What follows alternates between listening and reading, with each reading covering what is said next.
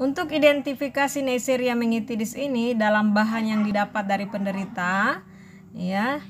Jadi sampelnya itu adalah darah, kemudian cairan cerebrospinalis dari otak ini, cerebrum ya. Cairan sendi, kemudian usap tenggorok bisa, atau juga nosofaring.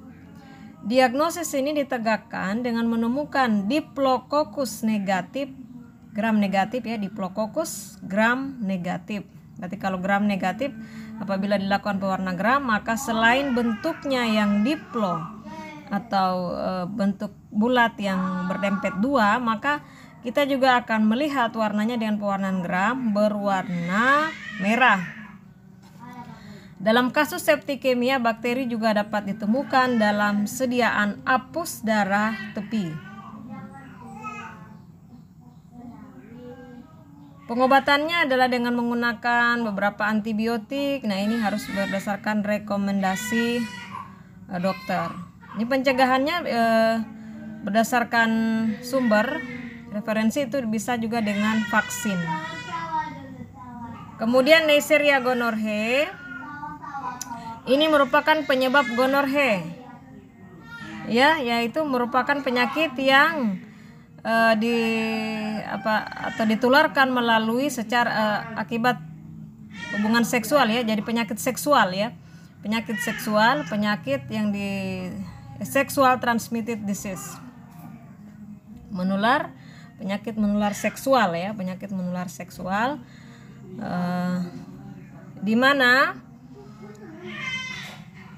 bakteri gonococcus ini akan masuk ke sel epitel, ya, sel epitel dari membran yang mana, yaitu membran pada genital atau di sekitar kelamin, kemudian urinaria, kemudian organ pencernaan, ya. Nah, ini untuk Neisseria gonorrhoeae. Di sini ibu memberikan slide berbahasa Inggris. Ini nanti tugasnya adalah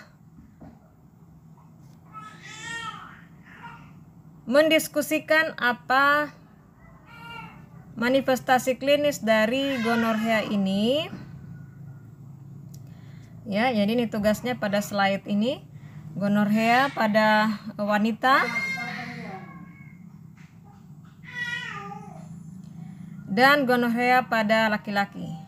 Apa perbedaan gonorrhea pada perempuan dan gonorrhea pada laki-laki? Kalian mendiskusikan berdasarkan slide ini, kemudian dapat ditambah referensinya dengan buku yang lain.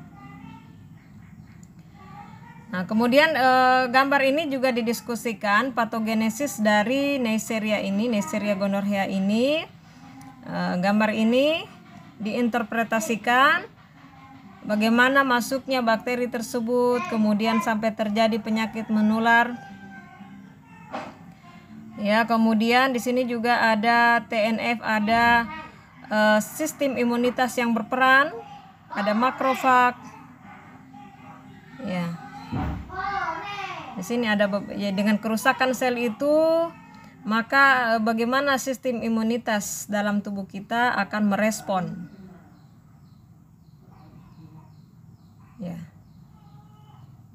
Kemudian juga akan didiskusikan diagnosis dan treatmentnya.